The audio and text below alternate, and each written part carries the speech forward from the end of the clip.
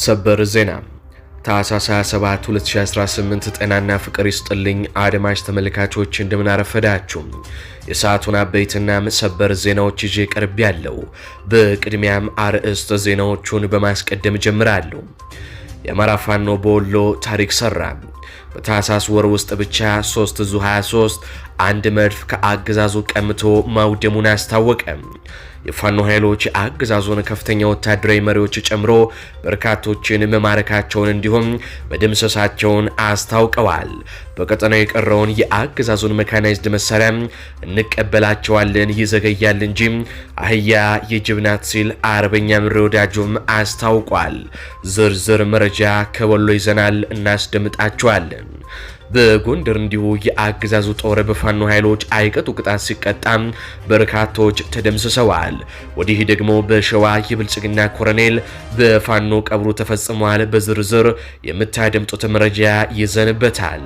በሌላ በኩል የአብይ አህመድ መንግስት በይፋ ኤርትራ ላይ ጦርነት አውጇል። ጄኔራል ሹማ አብደታ የኤርትራ ሉዓላዊነት የሚጋፋ አዲስ የኢትዮጵያ ካርታም ይፋ አድርገዋል። ካርታው የኤርትራን ግማሽ ክፍል ጠቅልሎ ለታላቋ ኦሮሚያ የሚሰጥ ሆኗል። ዝርዝር ዘገባ ይዘንበታል። ሰላም ጤና ይስጥልኝ አድማጭ ተመልካቾች እንደምንቆያችሁ። ከላይ በአርዕስተ ዜና ያደመጣችሁትን መረጃዎች ወደ እናንተ ላደርስ እዚህ ተገኝቻለሁ። የህዝባዊ ትግሉን የምትደግፉ እንዲሁም ሀገር ወዳድ የሆናችሁ አድማጭ ተመልካቾች ቪዲዮ ላይክ፣ ቻናሉን ሰብስክራይብ አድርጋችሁ የደወል ምልክቱን ታበሩ ዘንድ እንጠይቃለን። እንዲሁም በኮሜንት ድል ለህዝብ ልጆች ድል ለጀግኖቹም እያላችሁ ለህዝቡ ሲሉ ጫካ የገቡትን ታጋዮች ታበረታቱ ዘንድ እየጠየቅናችሁ በቀጥታ ወደ መረጃዎች ያለፍኩኝ። እስከ ፍጻሜው ድረስ አብራችሁን ቆዩ። ቀዳሚ ወዳደረኩት ዘገባ አልፋለሁ። የኢትዮጵያ መንግስት በይፋ በካርታ ኤርትራ ላይ ጦርነት አወጀም። ጄኔራል ሹማ አብደታ የኤርትራ ሉዓላዊነት የሚጋፋ አዲስ የኢትዮጵያ ካርታ ይፋ አደረጉ። አገዛዙ በፋኖ የሚደርስበትን ሽንፈት ለመሸፋፈን የቀይ ባህርን አጀንዳ እንደገና ቆስቁሶታል። አዲሱ ካርታ የኤርትራን የባህር በርና አሰብን ያካለለ ነውም ተብሏል። የብልጽግና አገዛዝ በልዩ ጦር አዛዦቹ በኩል የኤርትራን ሉዓላዊነት ግዛት የጠቀለለ አዲስ የኢትዮጵያ ካርታ በይፋ ማስተዋወቁ ተሰምቷል። ይህ እጅግ አደገኛ የተባለውን ትንኮሳ የመሩት የልዩ ዘመቻው አዛዥ ጄኔራል ሹማ አብደታ መሆናቸውም ታውቋል። በትላንትናው ዕለት ይፋ የተደረገው ይህ ካርታ የኤርትራን የቀይ ባህርና የአሰብ ወደብን እንደ ኢትዮጵያ አካል አድርጎም ያቀረበ ሲሆን መልእክቱም ቀይ ባህርና አሰብ የኢትዮጵያ ናቸው የሚል እንደሆነም ተገልጿል። ከፍተኛ የጦር ጄኔራሎቹና ጠቅላይ ሚኒስትሩ ከዚህ ቀደም ሲያነሱት የነበረው የውሃና የባህር በር ይገባናል ዲስኮር አሁን መልክ ቀይሮ በወታደራዊ አመራሮች በኩል እንደ አዲስ ፕሮፓጋንዳው እየተራገበ ይገኛል። የፖለቲካ ተንታኞች እንደሚገልጹት አገዛዙ ይህንን ወቅታዊ ያልሆነና ጎረቤት ሀገርን የሚተናኮስ አጀንዳ የለኮሰው በታሰበ ስሌት ነው። በአማራ ክልል የፋኖ ኃይሎች እያደረሱ ያለውን ጠንካራ ወታደራዊ ጫናና የአገዛዙ ሰራዊት በየግንባሩ እየገጠመ ያለውን ተደጋጋሚ ሽንፈት መንግስትን ቀውስ ውስጥ ከቶታል። በመሆኑም ይህንን የመስክ ላይ ሽንፈት ለመሸፈንና የህዝቡን ቀልብ ከውስጥ ጦርነት ወደ ውጭ ጠላት ለመቀየር ታስቦ የተዘጋጀ ፕሮፓጋንዳ መሆኑን ታዛቢዎች ይናገራሉ። ጄኔራል ሹማ አብደታ በርካታው ማብራሪያ ላይ የሰጡት መግለጫ መሬት ላይ ያለውን እውነታ የሚጻረርና የኤርትራ ሉዓላዊነት በግልጽ የጣሰ ነው። አገዛዙ በውስጥ የገጠመውን የህልውና አደጋ ለመከላከል ሀገራዊ ስሜት የሚቀሰቅሱ ነገር ግን ቀጠናውን ወደ እሳት የሚከቱ አጀንዳዎችን ከመርጨት አለመቆጠቡም ይህ እርምጃው ያሳያል ተብሏል። ጉዳዩ በኤርትራ በኩል ምን አይነት ምላሽ እንደሚያስከትል እስካሁን የተባለ ነገር ባይኖርም በአገዛዙና በአስመራ መካከል ያለው ግንኙነት ይበልጥ እንደሚሻክር ግን ድርጊቱ ያመላክታል ሲሉ የፖለቲካ ተንታኞች ይናገራሉ። አንዳንዶች የጦርነት አዋጅ ነው ሲሉም ገልጸውታል። ሆን ተብሎ ኤርትራ ጦርነት እንድትጀምር የሚቀሰቅስ ሲሉም ጠርተውታል። የብልጽግና አገዛዝ በልዩ ዘመቻዎች አዛዡ በኩል አሰብንና ቀይ ባህርን ያካተተ አዲስ ካርታ ይፋ ማድረጉ ከወታደራዊ ሳይንስና ከመሬት ላይ እውነታ አንጻር የማይጨበት ቅዠት መሆኑን የጦርና የፖለቲካ ተንታኞችም ይናገራሉ። አገዛዙ ይህንን ካርታ የለቀቀው የአሰብን ወደብ ለመቆጣጠር የሚያስችል ቁመና ላይ ሆኖ ሳይሆን የውጭ ፖለቲካ ኪሳራውን ለመሸፈን መሆኑን የሚያሳዩ ሶስት ዋና ዋና ምክንያቶች እንደሚከተሉት ቀርበዋል። አንደኛ፣ በፋኖ የተሰበረው የወታደራዊ አቅምና ሞራል ውድቀት ነው። አገዛዙ በአሁኑ ወቅት አሰብን ወራለሁ ብሎ ለማሰብ ቀርቶ የገዛ ቤተ መንግስቱን ዙሪያ መጠበቅ ወደማይችልበት ደረጃም እየወረደ ነው። መከላከያ ሰራዊቱ በአማራ ክልል ከፋኖ ጋር እያደረገ ባለው ጦርነት ከፍተኛ የሰው ኃይል እንዲሁም የሎጂስቲክ ውድመትም ደርሶበታል። ኤርትራን ይቅርና የገዛ ግዛቱን የአማራና የኦሮሚያ ሰፊ አካባቢዎችን ማስከበር ተስኖት እየተፈተነ ያለ ሰራዊት በጠንካራ መከላከያ የተገነባን የኤርትራን ድንበር ጥሶ ለመግባት አቅም የለውም። ሰራዊቱ በብሔር ፖለቲካ የተከፋፈለና በውስጥ ጦርነት የደከመ በመሆኑም ለሌላ አዲስና ዘርፈ ብዙ ጦርነት ዝግጅት እንደሌለውም ወታደራዊ ምንጮች ያረጋግጣሉ። ሁለተኛው የባህር ኃይል አለመኖርና የብስ ብቻ ዛቻ መሆኑ ነው። አሰብና ቀይ ባህርን በቁጥጥር ስር ለመዋል ወሳኙ ቁልፉ የባህር ኃይል ነው። አገዛዙ በአሁኑ ሰዓት ያለው የባህር ኃይል በስም ብቻ የሚጠራና በተግባር ምንም አይነት ተዋጊ መርከብም ሆነ የባህር ኃይል ኦፕሬሽን አቅም የሌለው ደካማ ስብስብ ነው። ከቀናት በፊት የፋኖ ኃይሎች በጣና የአገዛዙን የባህር ኃይል ስያሜ የተሰጠውን ወታደርም አይቀጡ ቅጣት እንደቀጡት የሚታወስ ነው። ኤርትራ ባለፉት ዓመታት የባህር ጠረፏንና ደሴቶቿን በወታደራዊ ምሽጎች ያጠናከረች ሲሆን ኢትዮጵያ ያለ ባህር ኃይልና ያለ አየር ሽፋን በምድር ጦር ብቻ አሰብን ለመያዝ መሞከር ለሰራዊቱ የጅምላ መቃብር ከመቆፈር አይተናነስም ሲሉ የፖለቲካ ተንታኞች ይናገራሉ። ይህንንም ጄኔራሎቹ ጠንቅቀው ስለሚያውቁ ጦርነትን በምላሳቸው እንጂ በመሬት ላይ አይጀምሩትም ሲሉም ተንታኞቹ ይቀጥላሉ። ሶስተኛው የዲፕሎማሲና የኢኮኖሚ ኪሳራ። ጦርነቱ የኢኮኖሚ አቅምን ይጠይቃል። ኢትዮጵያ በአሁኑ ሰዓት በታሪክ ታይቶ የማይታወቅ የውጭ ምንዛሬ እጥረትና የዋጋ ንረት ውስጥ ትገኛለች። እንኳን ለአዲስ ወረራ ለነባሩ ሰራዊት ደሞዝና ቀለብ ለመስጠት እየተቸገረ ያለ መንግስት በቢሊዮን ዶላር የሚቆጠር ወጪ የሚጠይቀውን የቀይ ባህር ጦርነት ለመክፈት አቅም የለውም። አገዛዙ ከሶማሊያ ጋር በፈጠረው ግጭት በቀጠናው ተነጥሏል። በዚህ ሰዓት ኤርትራ መውጋት ማለት ከሶማሊያ ከግብፅና ከኤርትራ ጥምር ጦር ጋር እንደ መግጠም ይቆጠራል። በወዲህ በኩል ደግሞ የአልቡርሃን ጦርም በአብይ አህመድ ላይ ለመነሳት ቀናትን እየጠበቀ ነው። በይፋም የአልቡርሃን ጦር የአብይ አህመድ መንግስት እንደ ጠላት መፈረጁም ከቀናት በፊት የተሰማ ዜና ነው። ጀነራል ሹማ ብርታ ይፋ ያደረጉት ካርታ የፕሮፓጋንዳ ፊኛ እንጂ ወታደራዊ እቅድ ሊሆን አይችልም። አገዛዙ የውስጥ ሽንፈቱን፣ የህዝቡን የኑሮ ውድነት ጩኸትና የፋኖን ጦርነት እየበረታ መምጣት ለማፈን ሲል ብቻ መሬት ላይ ሊተገበር የማይችለውን የአሰብ ጉዳይ እንደ አዲስ አጀንዳ እየተጠቀመበትም ይገኛል። እውነታው ግን አሰብ በካርታ ላይ ቀለም ቀብቶ በማሳየት ሳይሆን በዲፕሎማሲያዊ ወይንም በጠንካራ ክንድ የሚገኝ ሲሆን አገዛዙ ግን ሁለቱም የሉትም። በቀጥታ ከአማራ ክልል ወደ ተገኙ ሰበር የጦር ግንባር መረጃዎች አልፋለው። በቅድሚያም ወሎ ላይ እናተኩራለን። በወልዲያ ዙሪያ በተደረገው ትንቅንቅ ከወደመው አየር መቃወሚያ በተጨማሪም ዋና አዛዡና በርካታ አመራሮች ተማረኩ። ምስራቅ አማራ ኮር አንድ አሳምነው ክፍለ ጦር ወልዲያ ከተማ ዙሪያ ባደረጉት ተጋድሎ የብልጽግናን አየር መቃወሚያ ዙ 23 ከማቃጠልና ከማውደም በተጨማሪም በርካታ ድሎችን ማስመዝገባቸውን መግለጻችን የሚታወስ ነው። በዚህም አሳምነው ክፍለ ጦር አንድ ሻለቃ የብልጽግና ሰራዊትን በሞት በቁስለኛና በምርኮም ከጥቅም ውጪ ያደረጉ ሲሆን አየር መቃወሚያ ዙ 23 አዛዡንና ሌሎች አመራሮችን ጨምሮ 15 የብልጽግና ሰራዊትን ማርከዋል። በተጨማሪም አንድ ብሬን፣ 25 የነፍስ ወከፍ ክላሽ፣ አንድ ሽጉጥ፣ 3 መገናኛ ሬዲዮ፣ 5250 የክላሽ ተተኳሽ፣ 2500 የብሬን ተተኳሽ፣ 47 ወታደራዊ ሻንጣና 33 የወገብ ትጥቅ ብሎም ሌሎች ወታደራዊ ቁሳቁሶችን የፋኖ ኃይሎች ማርከው ታጥቀዋል። በምስራቅ አማራ ቀጠና እየተገባደደ በሚገኘው ታህሳስ ወር ብቻ አንድ ጀነራል መድፍን ጨምሮ 3 የአየር መቃወሚያ በፋኖ መውደሙም ተረጋግጧል። በቀጠናው የቀረው የጠላት ሜካናይዝድ መሳሪያ ይዘገያል እንጂ አህያ የጅብናት ሲል አርበኛ ምሬ ወዳጆም እጣፋንታው የኛው ነው ሲልም ተናግሯል። ባለፉት ወራት በተደረገው በዘመቻ አባናደው የአገዛዙ ኃይል ከፍተኛ ኪሳራ እንዳስተናገደ ይታወሳል። ከከፍተኛ ወታደራዊ አመራሮች እስከ ተራ ወታደሮች የተደመሰሱና የተማረኩት ቁጥራቸው ለመቁጠር እስኪቸግር ድረስ በፋኖ ታሪክ ተሰርቶ ነበር። በርካታ የአገዛዙ ዙ 23ቶች በፋኖ ሲወድሙ በፋኖ የተማረኩ እንደነበሩም ይታወሳል። በወሎ በዘመቻ አባናደው እጅግ አስደማሚ ድል በፋኖ ተመዝግቦ እንደነበረ የቅርብ ጊዜ ትውስታችን ነው።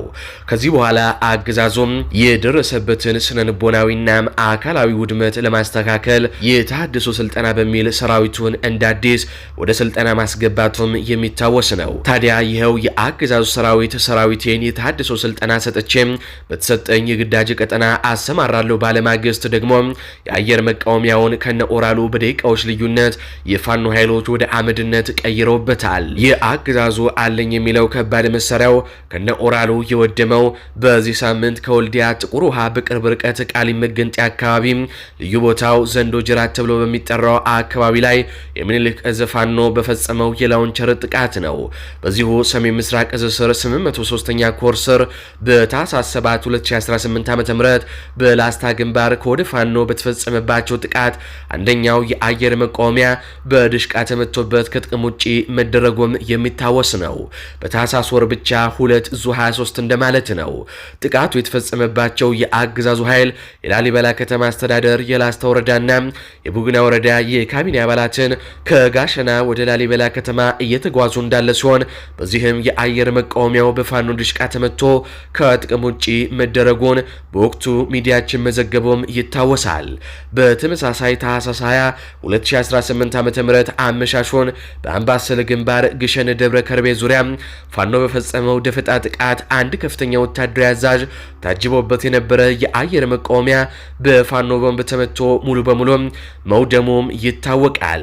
ዙ 23ቱ ከሰሜን ምስራቅ እዝና ከሌሎች እዞች ተወጣቶ በቅርቡ የተቋቋመችው የ11ኛ እዝ ንብረት እንደሆነም ነው የተነገረው። በተጨማሪም ታህሳስ 17 2018 በፋኖ በተፈጸመ ስኬታማ የሞርተር ጥቃት ንጹሃንን ለእልቂት ሲዳርግ የነበረው የአገዛዙ ጄኔራል መድፍ ከነተተኳሹ ዶጋመድ የተደረገ ሲሆን 4 የመድፍ ተኳሾች በሞርተር ቀንቦላ ፍንጣሪ ተመተው ህይወታቸው ማለፉም ይታወቃል። ታዲያ ይህም የሚያሳየን በታህሳስ ወር ብቻ የአገዛዙን ኃይል ከባባድ መሳሪያዎች የፋኖ ኃይሎች በተለይ በምስራቅ አማራ እንዴት እንዳወደሟቸው ነው።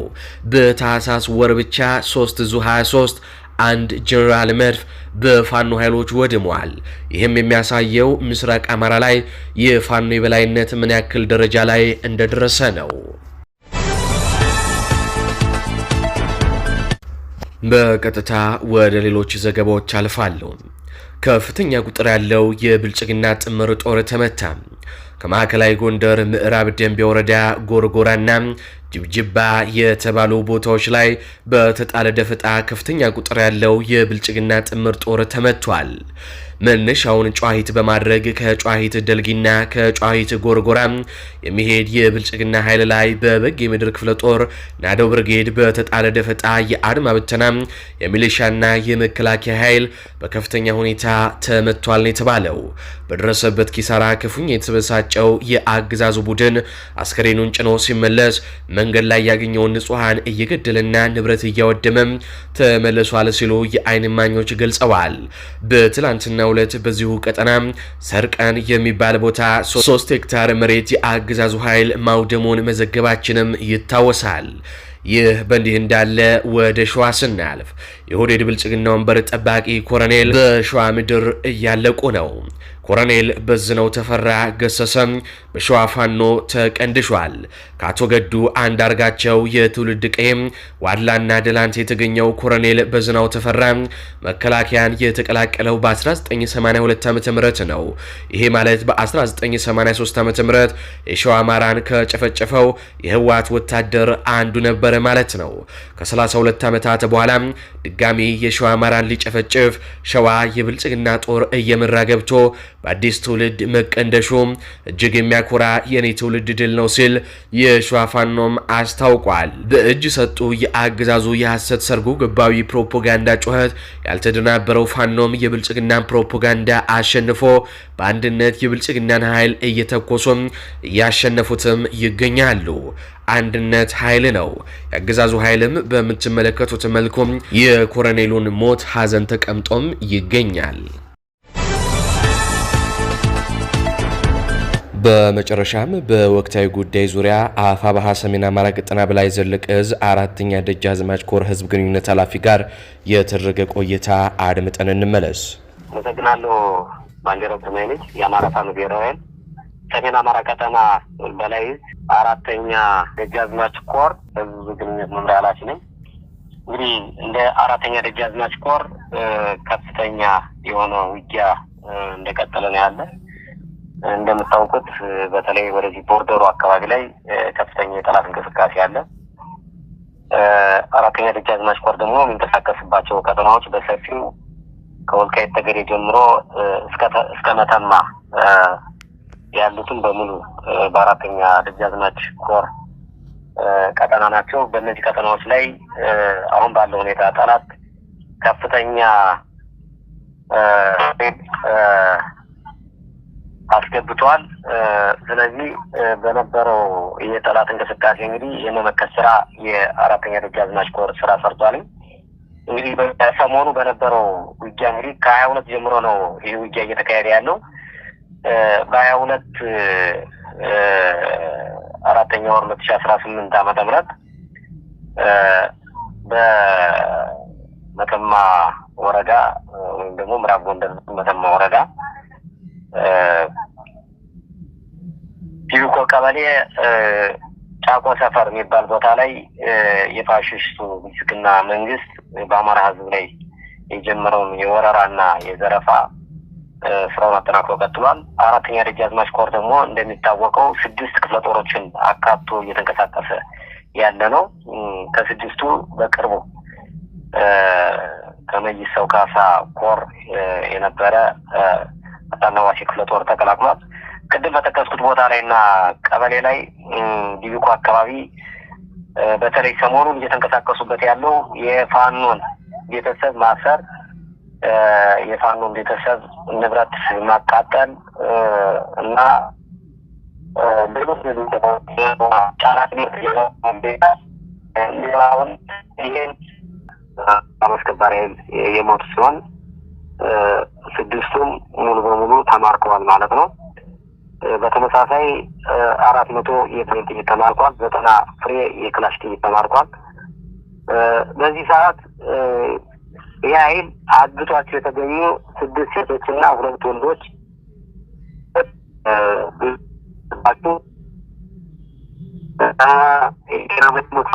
የሚሻል መክፈል አለባቸው፣ የፋኖ ቤተሰብ ናቸው በማለት ከፍተኛ ና የስነልቦና የደረሰባቸው እና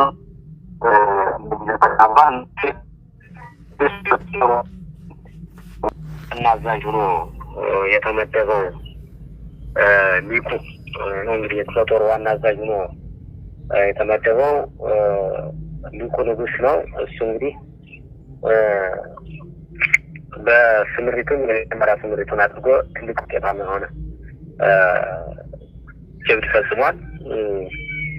በዚህ በነበረውም የተሳተፉ ብርጌዶች በአባዬ ብርጌድ፣ ፋሲል ደሞዝ ብርጌድ እና አበራ ጎባው ብርጌድ ለዚህ ስምሪት ታጭተው ስለነበር ይህን ስምሪት በአግባቡ ፈጽመዋል። ይህ ኃይል ወጥቶ ያንገላታ ይዘርፍ የነበረው ኃይልም ተመቶ ተመልሷል። ሬሳውንም በአካባቢው ማህበረሰብ በማስተባበር ፋኖ በክብር እንዲቀበር አድርጓል ማለት ነው። እነዚህ የተሰዉ የሞቱ አድማ በተኖችን ማለት ነው። ከዛ በተረፈ በ23/4/2018 ዓመተ ምህረት ከሄደው ውጊያ ነው። በዚህ መሰረት ይህ የተናደደ ኃይል ከመተማ ወረዳ ቆይትና ዲቪኮ በማንቀሳቀስ በሌሊት ወደ ወዳምስ ምትባል ቀበሌ ፋኖ ይገኝባታል ተብሎ ማዕከልና ተብሎ ወደ ታሰበው እንቅስቃሴ አድርጓል። ቀድሞ መረጃ የደረሰው ፋኖም ይህ አካባቢ ላይ የሚንቀሳቀስ በተለይ ቀኑን በወዳኔ ያለበት አጣናዋሴ ስለነበር በመቆየት ከሌሊቱ ከ9 ሰዓት እስከ 10 ሰዓት ባለው ከፍተኛ ጉዳት አድርሷል። ጨለማ ስለነበር የሙትና ቁስሉን መለየት ባይቻልም በዚህ ላይ ከፍተኛ ጉዳት እንዲደርስ ተደርጓል ማለት ነው። በተመሳሳይ እንግዲህ በ23/4/2018 ከ12 ሰዓት ጀምሮ ደግሞ በሞገሴ አድርጎ ከአብርሃ ጅራ የተንቀሳቀሰውን ኃይል ከመሻ ወጣ ብሎ ጎጃም ሰፈር ከሚባለው ቦታ ላይ ከፍተኛ ጉዳት እንዲደርስበት ተደርጓል።